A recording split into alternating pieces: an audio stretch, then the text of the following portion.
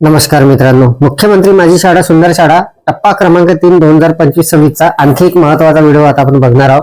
तर मागच्या व्हिडिओमध्ये मित्रांनो आपल्याला या कार्यक्रमाची जी माहिती तयार करायची आहे ती आपण स्टेप बाय स्टेप तयार करणार आहोत. पहिल्या भागामध्ये आपण जे पायाभूत सुविधा आहे त्याची माहिती कशा पद्धतीने आपल्याला तयार करायची ते बघितलेलं आहे. आता आजच्या या व्हिडिओमध्ये आपण दुसरा जो भाग आहे याचा शासन ध्येय धोरण आणि अंमलबजावणी यासाठी मित्रांनो एकूण 101 गुण असणार आहे आणि याची कच्ची माहिती आपल्याला कशा पद्धतीने तयार करायची आहे हे आपण या व्हिडिओमध्ये जाणून घेऊ. तर नमस्कार, मी राज मेश्राम मराठीशाळा.com या युट्यूब चॅनलवर पुन्हा एकदा आपलं सहर्ष स्वागत आहे. मित्रांनो, मुख्यमंत्री माझी शाळा सुंदर शाळा टप्पा क्रमांक 3 सन 2025-26 करिता अत्यंत महत्वाचा व्हिडिओ होणार आहे. आपला या सिरीजचा हा 5वा व्हिडिओ असणार आहे आणि यामध्ये आपण शासन ध्येय धोरण व अंमलबजावणी हा जो दुसरा भाग आहे याची कच्ची माहिती कशा पद्धतीने आपल्याला तयार करायची आहे याची माहिती जाणून घेऊ. अत्यंत महत्वाचा व्हिडिओ असल्याने व्हिडिओला स्किप न करता पूर्ण बघा. चॅनलवर जर नवीन असाल तर चॅनलला सबस्क्राईब करायला विसरू नका आणि व्हिडिओ जर आवडला तर व्हिडिओला लाईक व शेअर करा. चला तर मग सुरू करू.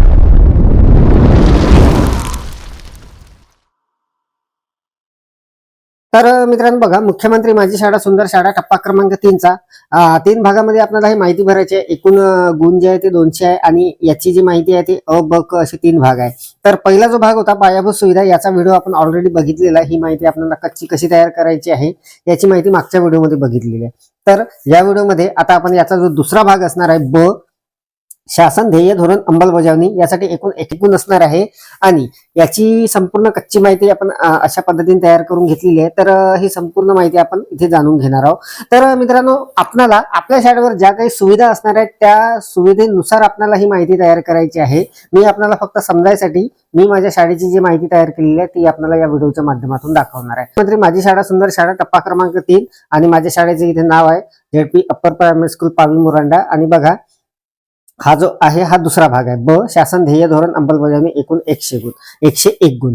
तर बघा, पहिलं मित्रांनो खूप मोठा हा पार्ट असणार आहे कारण यामध्ये 101 गुणांसाठी संपूर्ण हे गुणांकन असणार आहे, संपूर्ण ही माहिती असणार आहे. तर बघा, यामध्ये आता जे पहिलं आहे आधार वैधता सरळ प्रणाली उपयोग माहिती अद्ययावतीकरण युडाइस प्रणालीवरील नोंदी शिक्षक शिक्षकेतर कर्मचारी छायाचित्र सहभाग इत्यादीसाठी एकूण 9 गुण असणार आहे आणि याचे खाली एकूण 9 भाग असणार आहे अलग अलग. तर बघा, यामध्ये आपल्याला इथे छायाचित्र तयार करायचं, कसं तयार करायचं ते आपण समोर बघणारच आहोत. तर बघा, यामध्ये पहिला जो आहे 1.1 आधार वैधता 100% विद्यार्थ्याचे पूर्ण असल्यास यासाठी 1 गुण असणार आहे. तर बहुतेक शाळेमधील आधार जे व्हॅलिडेशन आहे मित्रांनो सर्व मुलांचं झालेलं आहे 100%.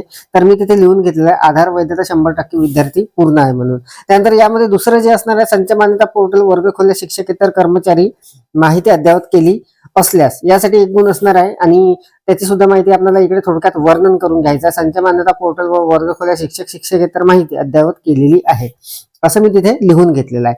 त्यानंतर 1.3 जे आहे शालेय पोषण आहार योजनेची माहिती पोर्टलला नियमित भरली जाते.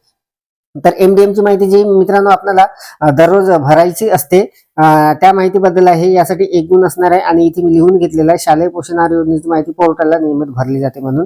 तर हे माहिती जी आहे मित्रांनो MDM चे हे आपल्याला ऍपच्या सहाय्याने आणि पोर्टलवर सुद्धा भरता येते आणि SMS द्वारे सुद्धा भरता येते. तर त्यानंतर बघा, 1.4 जे आहे युडाइस पोर्टलमध्ये 100% विद्यार्थी आधार नोंद करून वैधता पूर्ण केली असल्यास तर यासाठी सुद्धा 1 गुण असणार आहे आणि हे सुद्धा पूर्ण झालेलं आहे असं मी इथे थोडक्यात वर्णन करून घेतलेलं आहे. त्यानंतर अपर ID जे आहे त्याचं कामकाज पूर्ण झाले असल्यास आणि ते सुद्धा पालकाच्या सहमतीने तर इथे त्यासाठी 1 गुण असणार आहे आणि मी ते लिहून घेतलेलं आहे अपर IDचं काम पूर्ण केलेलं आहे म्हणून. आणि साहजिकच हे पालकाच्या संमतीने आपल्याला ते पूर्ण करायचं होतं. नंतर मित्रांनो 1.6 जे आहे युडाइस पोर्टल व शिक्षकेतर कर्मचारी माहिती अद्ययावत करून आधार वैधता पूर्ण केलेली असल्यास यासाठी 1 गुण असणार आहे आणि याची सुद्धा आपल्याला थोडक्यात माहिती लिहून घ्यायची आहे. युडाइस पोर्टल व शिक्षक शिक्षकेतर माहिती अद्ययावत करून आधार वैधता पूर्ण केलेली आहे असं मी तिथे लिहून घेतलेलं आहे. त्यानंतर आहे युडाइस पोर्टलवर माहिती पोर्टलवर मोफत पाठ्यपुस्तक गणवेश व शाळा अनुदान इत्यादी माहिती अद्ययावत केली असल्यास तर युडाइसच्या पोर्टलवर आपल्याला ही माहिती तिथे विद्यार्थ्यांची जी माहिती आहे ती अपडेट करायची होती आणि ते बहुतेक शाळांची झालेली आहे. तर तिथे आपल्याला असं लिहून घ्यायचं युडाइस पोर्टलवर मोफत गणवेश व शाळा अनुदान इतर माहिती अद्ययावत केलेली आहे म्हणून. त्यानंतर 1.8 जे आहे युडाइस पोर्टलवरती PGI इंडिकेटर जे आहे त्याची माहिती भरली असल्यास तर ते सुद्धा इथे लिहून घेतलेलं आहे मी. आणि या प्रत्येकासाठी मित्रांनो 1-1 गुण असणार आहे. टोटल हे जे आहे हे जवळपास 9 गुणांसाठी असणार आहे आणि यामध्ये 9 मुद्दे आहे, उपमुद्दे. तर 1.9 बघा, शिक्षकेतर कर्मचारी छायाचित्र दर्शनी भागात लावलेली असल्यास, तर याचं सुद्धा मित्रांनो शासनाकडून पत्र आलेलं होतं आणि आपल्याला आपल्या शाळेतील जे काही शिक्षक आहे त्यांचे छायाचित्र शाळेच्या दर्शनी भागावर लावायचे होते. तर मित्रांनो आमच्याकडे ते सुद्धा लावण्यात आलेले आहे, त्यामुळे मी इथे लिहून घेतलेलं आहे शिक्षकेतर कर्मचारी छायाचित्र दर्शनी भागावर लावली आहे. तर अशा पद्धतीचा हा जो पहिला मुद्दा होता हा इथे पूर्ण झालेला आहे. 9 मार्कासाठी होता तो आणि 9 उपमुद्दे त्यामध्ये होते आणि त्यानुसार आपल्याला इथे त्याचं थोडक्यात वर्णन करून घ्यायचं आहे. आणि मित्रांनो आपल्या शाळेवर जे काही सुविधा आहे त्यानुसार ते करायचं आहे. महावाचन चळवळ, शालेय ग्रंथालय स्थिती, उपक्रम अनुपालन हा 10 मार्कासाठी दुसरा मुद्दा आहे मित्रांनो यामध्ये इथे. आणि इथे छायाचित्र जोडायचं आहे, ते आपण समोर बघणार आहोत. तर बघा यामधला 2.1 जो आहे महावाचन चळवळीमुळे सक्रिय सहभाग, तर यामध्ये आपण प्रत्येक शाळेने सहभाग घ्यायचा होता, सर्व शाळांचा सहभाग घेतलेला आहे आणि यासाठी इथे 2 गुण असणार आहे. इथे आपल्याला थोडक्यात वर्णन करून घ्यायचं आहे, महावाचन चळवळीमध्ये सक्रिय सहभाग आहे म्हणून मी तिथे लिहून घेतलेला आहे. 2 जे आहे शाळेतील ग्रंथालयामध्ये विद्यार्थी संख्येच्या 5 पट व एकूण शिक्षक संख्येच्या 25 पट पुस्तके सुस्थितीत असल्यास मातृभाषेतील, प्रादेशिक भाषेतील व अन्य भाषेतील पुस्तके, यासाठी मित्रांनो 2 गुण आहे. तर इथे मी त्याचं वर्णन करून घेतलेलं आहे. शाळेतील ग्रंथालयामध्ये जे इथे मुद्दा दिलेला आहे त्यानुसार सर्व पुस्तके उपलब्ध आहे, तर ते मी तिथे लिहून घेतलं आहे. आपल्याकडे कशी स्थिती आहे त्यानुसार आपण ते लिहून घ्या. त्यानंतर 2.3 जे आहे शाळेतील विद्यार्थी शिक्षक पुस्तके वाचन करीत असल्या, यासाठी सुद्धा 2 गुण असणार आहे. आणि शाळेतील विद्यार्थी शिक्षक पुस्तके वाचन करतात असं मी तिथे थोडक्यात वर्णन करून घेतलेलं आहे. जर शाळेतील शिक्षक विद्यार्थी यांनी वाचलेल्या पुस्तकांची अभिप्राय नोंदवाई असल्यास, तर यासाठी सुद्धा 2 गुण असणार आहे आणि ते वही आमच्याकडे उपलब्ध आहे, त्यामुळे मी तिथे तो जे वर्णन आहे थोडक्यात करून घेतलेला आहे. त्यानंतर 2.5 जे आहे शाळेतील ग्रंथालयामध्ये लोकसहभागातून पुस्तकाचा समावेश ग्रंथालयामध्ये केलेला असल्यास, तर यासाठी सुद्धा 2 गुण असणार आहे. आणि हे मी तिथे लिहून घेतलेलं आहे, शाळेतील ग्रंथालयामध्ये लोकसहभागातून पुस्तकाचा समावेश ग्रंथालयामध्ये केलेला आहे असं तिथे लिहून घेतलेलं आहे. आमच्याकडे लोकसहभागातून काही पुस्तके जे आहे ते ग्रंथालयाला भेट देण्यात आलेली होती, त्यामुळे मी तिथे लिहून घेतलेला आहे. तर हा मुद्दा अशा प्रकारे संपलेला आहे मित्रांनो. 10 मार्कासाठी होता आणि प्रत्येक जे उपमुद्दे होते त्यासाठी 2 गुण होते, तर एकूण 5 उपमुद्दे तिथे आलेले आहे. त्यानंतर शासकीय कार्यक्रमातील सहभाग, उदाहरणार्थ पाठ्यपुस्तक, विद्यार्थी मूल्यमापन चाचणी, इतर यासाठी एकूण मित्रांनो हे 10 गुणांसाठी असणार आहे. इथे फोटो आपल्याला जोडून घ्यायचा आहे. तर बघा यामधले हे जे 10 मार्कासाठी आहे यामधले जे उपमुद्दे आहे ते आपण पाहणार आहोत. तर पहिला जो आहे 3.1 विविध शासकीय शिष्यवृत्ती सवलती योजना पात्र लाभार्थ्यापर्यंत पोहोचवण्यासाठी केलेले प्रयत्न, तर यासाठी 1 गुण असणार आहे. तर इथे मी थोडक्यात वर्णन करून घेतलेलं विविध शासकीय शिष्यवृत्ती सवलती योजना पात्र लाभार्थ्यांपर्यंत पोहोचवण्यासाठी वेळोवेळी प्रयत्न केले जातात असं तिथे लिहून घेतलेलं आहे. त्यानंतर 3.2 जे आहे स्त्री पुरुष समानता आनंददायी शनिवार मूल्य शिक्षण उपक्रमातील सहभाग, यासाठी सुद्धा 1 गुण असणार आहे. स्त्री पुरुष समानता आनंददायी शनिवार उपक्रम नियमित सुरू आहे असं मी तिथे लिहून घेतलेलं आहे. त्यानंतर 3.3 आहे मतदान प्रचार प्रसार निवडणूक साक्षरता म्हणून 1 गुण आहे यासाठी. तर मतदान प्रचार निवडणूक साक्षरता करण्यात येते असं तिथे लिहून घेतलेलं आहे. त्यानंतर 3.4 जे आहे तंबाखूमुक्त शाळा प्रमाणपत्र प्राप्त केले असल्यास तसेच कुष्ठरोग निर्मूलन जनजागृती, यासाठी मित्रांनो 1 गुण असणार आहे. आणि हे सुद्धा मी तिथे टाकून घेतलेलं आहे, तंबाखूमुक्त शाळा प्रमाणपत्र प्राप्त झालेले नाही म्हणून, कारण अजूनपर्यंत ते प्रमाणपत्र जे आहे ते प्राप्त झालेलं नाही, त्यामुळे मी तिथे स्पष्ट तिथे लिहून घेतलेलं आहे. मित्रांनो आपल्याकडे जे सुविधा आहे त्यानुसारच ते आपल्याला भरायचं आहे. त्यानंतर बघा 3.5 NCC RSP scout guide cub Bulbul उपक्रम, तर NCC RSP scout guide cub Bulbul उपक्रम घेतले जातात असं मी तिथे लिहून घेतलेलं आहे. त्यानंतर 3.6 आहे शाळेमध्ये प्रहरी गट स्थापन करून अंमली पदार्थ विरोधी मोहीम राबवली असल्यास, तर मित्रांनो हे 1 गुणासाठी असणार आहे. आणि यासाठी मी इथे शाळेमध्ये प्रहरी गट स्थापन केलेलं नाही, हे माझ्या लक्षात आलेलं नाही नेमकं प्रहरी गट म्हणजे काय आहे, तर त्यामुळे आणि आमच्याकडे बहुतेक नाही स्थापन केलेला नाही आहे, त्यामुळे मी सरळ इथे केलेला नाही असं लिहून घेतलेलं आहे. त्यानंतर 3.7 जे आहे SCERT मार्फत निर्मित प्रश्नपेढीचा शालेय विद्यार्थ्याकडून सराव घेतला जात असल्यास, तर 1 गुणांसाठी असणार आहे. तर हे इथे सराव घेतला जातो असं मी तिथे थोडक्यात वर्णन करून घेतलेलं आहे. त्यानंतर 3.8 जे आहे शासन निर्णय दिनांक 16/4/2025 नुसार शाळेने आयडॉल शिक्षक शैक्षणिक संस्था शाळा बँक निर्मिती उपक्रमामध्ये शाळेने सहभाग नोंदवला असल्यास. तर हे सुद्धा एका मार्कासाठी असणार आहे आणि याचा सुद्धा मी सहभाग नोंदवलेला आहे असं तिथे स्पष्ट लिहून घेतलेला आहे. तर अशा पद्धतीने मित्रांनो हा जो तिसरा मुद्दा होता हा इथे संपलेला आहे. आता आपण चौथा मुद्दा बघणार आहोत. चौथा जो मुद्दा आहे तो आहे समिती विविध स्तर, शिक्षक पालक संघ, माता पालक संघ, शिक्षक शाळा सुधारणा, शाळा विकास आराखडा, दिव्यांग विद्यार्थी प्रगतीचे धोरण, अन्य महत्वाच्या समिती कामकाज. हे असणार आहे 3 मार्कासाठी. इथे फोटो जोडायचा आहे. तर बघा यामधले जे उपमुद्दे आहे 4.1 आहे शिक्षक पालक संघ, माता पालक संघ, शिक्षक शाळा सुधारणा व अन्य महत्वाच्या समित्या, यासाठी 1 गुण आहे. तर हे सर्व मित्रांनो शिक्षक पालक संघ, माता पालक संघ, शिक्षक शाळा सुधारणा, अन्य महत्वाच्या ज्या समित्या आहेत त्या कार्यरत आहे असं मी तिथे लिहून घेतलेलं आहे. त्यानंतर 4.2 जे आहे शाळा विकास आराखडा, SDP योजनेमध्ये 3 वर्षापर्यंत गरजा, उद्दिष्टे, संसाधने विचारात घेऊन योजनेची स्थापना केली आहे. तर इथे संसाधने विचारात घेऊन योजनेची स्थापना केली आहे असं मी तिथे लिहून घेतलेलं आहे. त्यानंतर हे जे आहे हे 2 मार्कासाठी होतं आणि हे 1 मार्कासाठी असे 3 गुण याचे झालेले आहे. तर आता 5वा मुद्दा जो आहे शाळा व्यवस्थापन समिती सहभाग, अतिशय महत्वाचा हा मुद्दा असणार आहे मित्रांनो. शाळा व्यवस्थापन समिती सहभाग एकूण असणाऱ्या 6 गुणांसाठी इथे आपल्याला फोटो जोडून घ्यायचा आहे. तर बघा यामधला जो पहिला मुद्दा आहे 5.1 शाळा व्यवस्थापन समितीच्या नियमित बैठका, इतिवृत्त, सदस्याची उपस्थिती.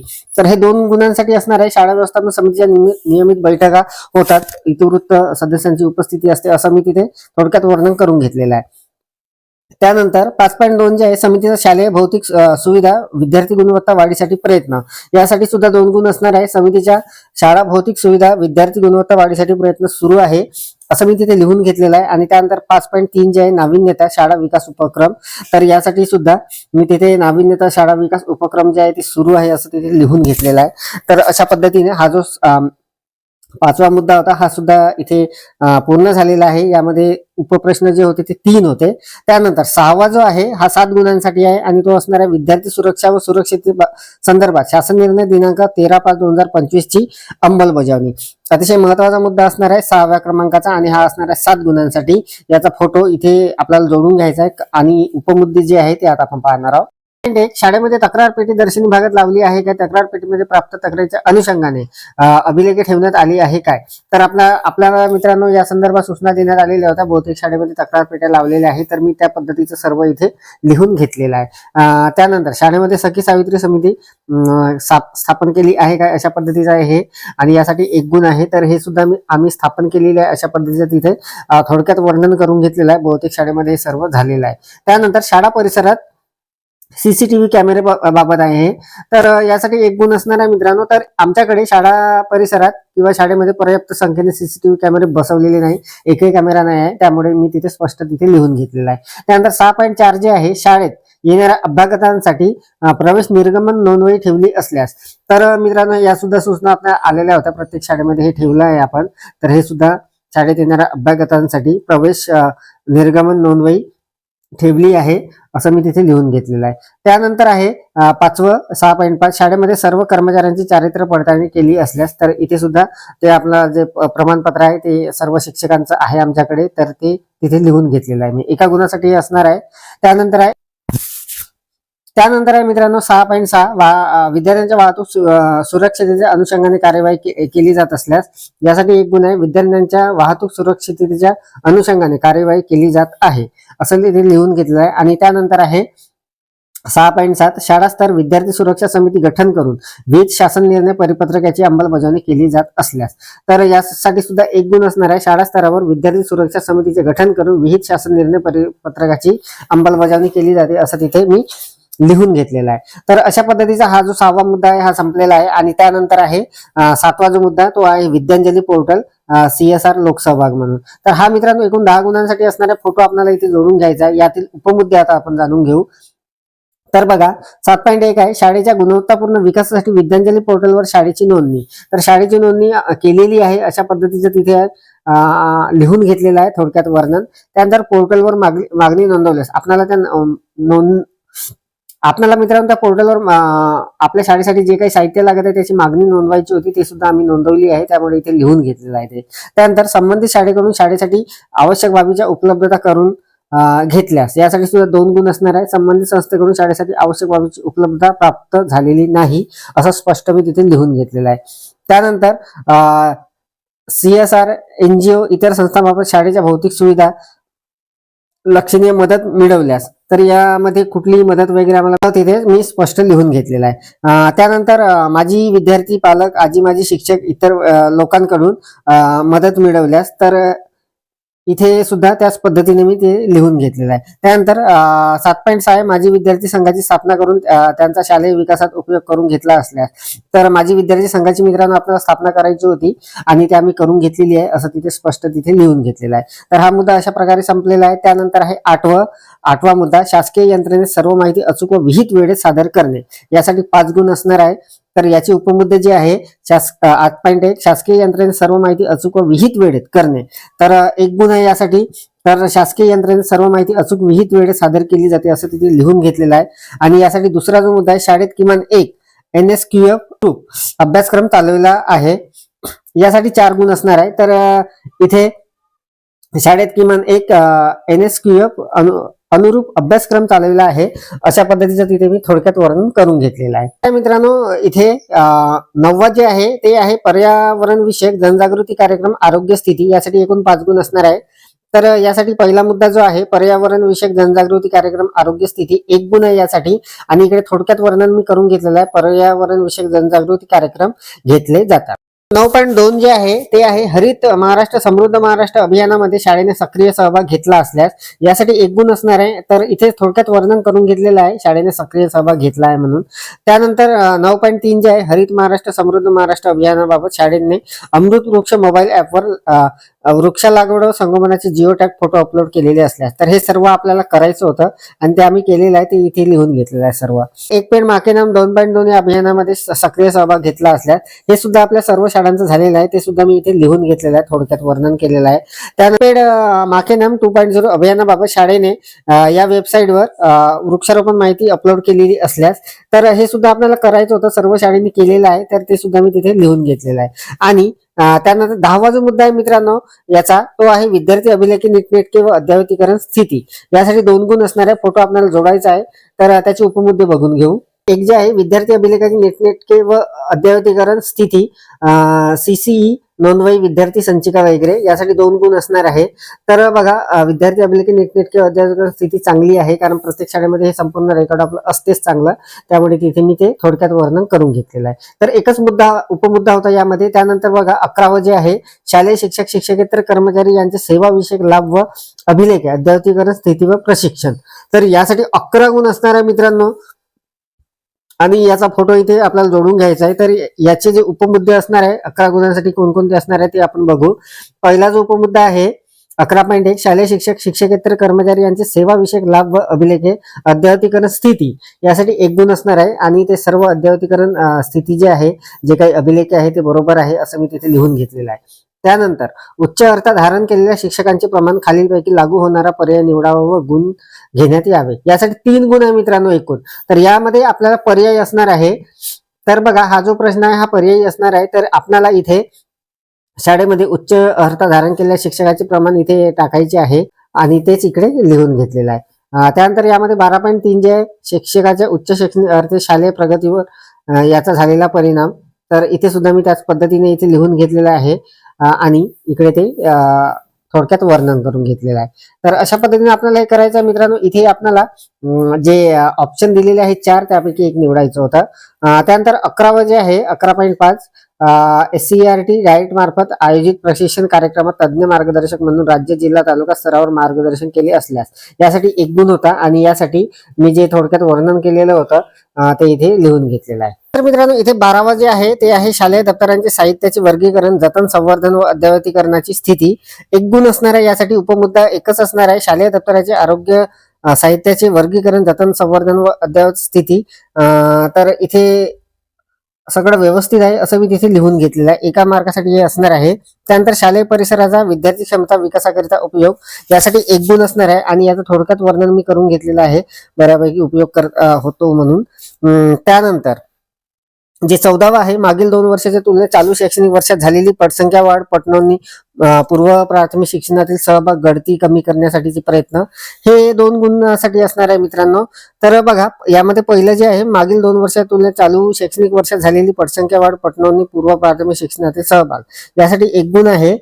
आणि मागील 2 वर्षाच्या तुलनेत पटसंख्या वाढ झालेली आहे, असं मी तिथे थोडक्यात वर्णन करून घेतलेलं आहे. त्यानंतर 14.2 जे आहे, गळती कमी करण्यासाठी केलेले प्रयत्न, तर गळती कमी करण्यासाठी विशेष प्रयत्न सुरू आहे, असं मी तिथे लिहून घेतलेलं आहे. त्यानंतर आहे 15 रजेवर व रिक्त असलेल्या शिक्षक पदाचा कार्यभार विभागणी व अंमलबजावणी कशी करतात, यासाठी 1 गुण असणार आहे.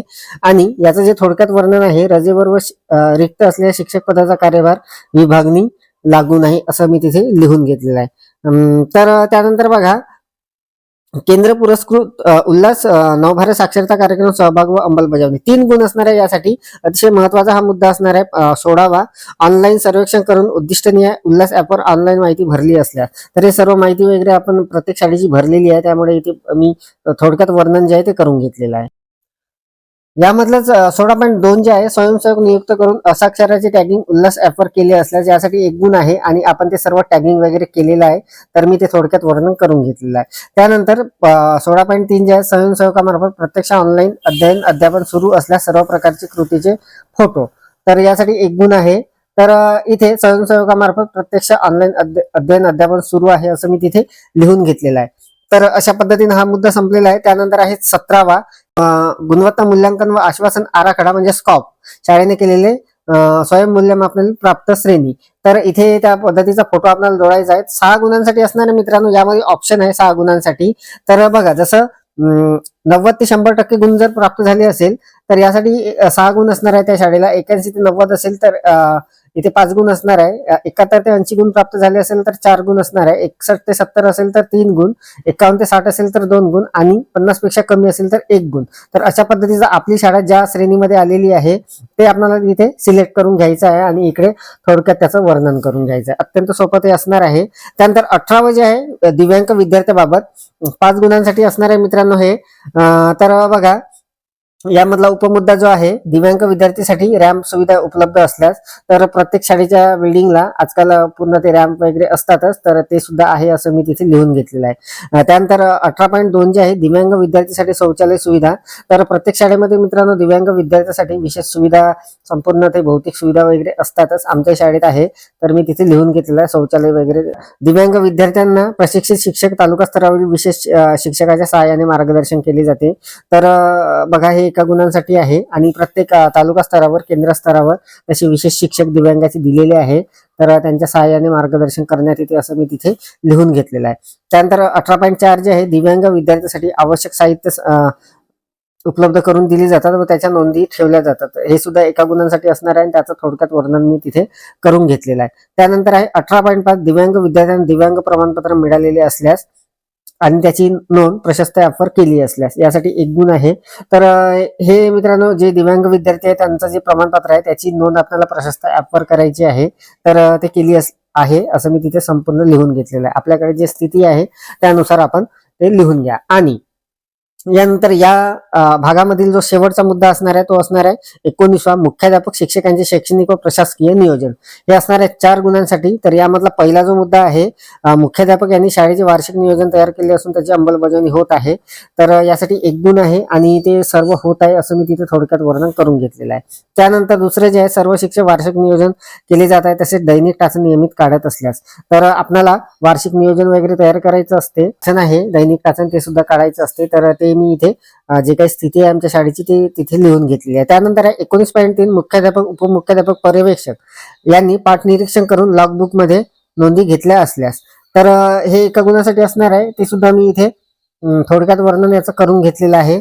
आणि त्यानंतर शेवटचं जे आहे मित्रांनो, ते आहे मुख्याध्यापक कर्मचारी यांच्या दरम्यान झालेल्या बैठका, सत्र यांच्या नोंदी ठेवल्या जात असल्यास, तर मोठ्या शाळेमध्ये मित्रांनो मुख्याध्यापक आणि शिक्षकांच्या ज्या काही बैठका होतात, जे काही चर्चासत्र होतात, तर त्याच्या सुद्धा नोंदी ठेवायच्या असतात, तर ते जर ठेवलेले असेल तर आपल्याला इथे थोडक्यात वर्णन करून घ्यायचं आहे. तर अशा पद्धतीने मित्रांनो हा जो भाग 2 आहे यामधला, मुख्यमंत्री माझी शाळा सुंदर शाळा टप्पा क्रमांक 2 जे आहे ते 3 पार्ट मध्ये आपल्याला भरायचं आहे.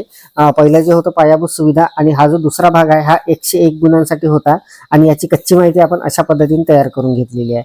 तर अतिशय हे महत्वाचं असणार आहे मित्रांनो, आपल्याला हे सर्व जी माहिती आहे करावी लागणार आहे आणि त्यानंतरच ही भरायला घ्यायची आहे. या व्हिडिओमध्ये आपण मुख्यमंत्री माझी शाळा सुंदर शाळा टप्पा क्रमांक 3 जो आहे यासाठी यामधला जो दुसरा भाग आहे, पहिला भाग पायाभूत सुविधा तो आपण कालच्या व्हिडिओमध्ये बघितलेला होता आणि आजच्या या व्हिडिओमध्ये याचा जो दुसरा भाग आहे ब शासन ध्येय धोरण अंमलबजावणी, एकूण हा 101 गुणांसाठी होता. खूप मोठा भाग आहे हा आणि याची कच्ची माहिती आपण कशा पद्धतीने तयार करायची याची माहिती संपूर्ण आपण जाणून घेतली. अपेक्षा तिसरा भाग आहे तो लवकरच आपण घेऊन येणार आहोत. सध्या तरी या व्हिडिओमध्ये एवढाच. व्हिडिओ जर आवडलेला असेल तर व्हिडिओला लाईक करा, शेअर करा आणि माझ्या मराठीशाळा.com या युट्यूब चॅनलवर जर नवीन असाल तर चॅनलला सबस्क्राईब करायला विसरू नका. पुन्हा व्हिडिओ असेल एका नवीन माहितीसह नवीन अपडेटसह. तोपर्यंत धन्यवाद.